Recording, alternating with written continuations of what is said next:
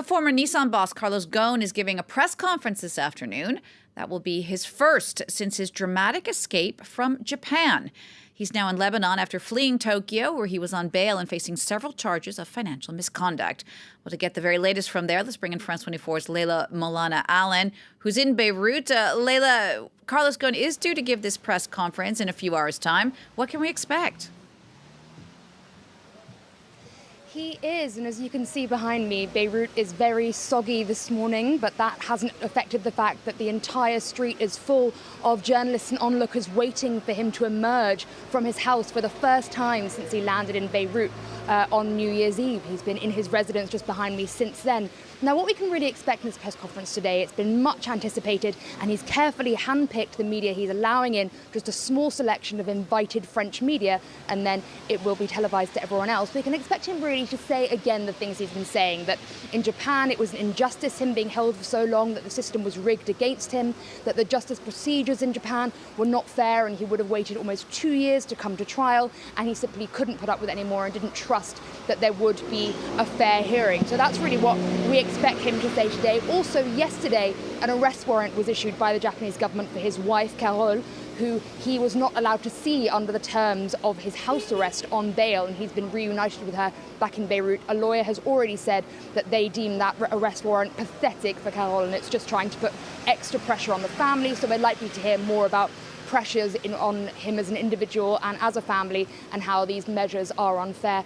And furthermore, we're likely to hear a bit about Nissan as well, because Nissan has said they will continue, as well as the Japanese, to try and prosecute him. And yesterday, Carlos Ghosn's lawyers came out hitting, saying that those Nissan charges as well, it was all a conspiracy, and it was a malicious, this is a malicious case now that they continue going after him. Layla, of course, this situation is still very embarrassing for Japan. Is there anything more on that front, on the investigation, or perhaps getting Carlos Ghosn back to Japan to face trial?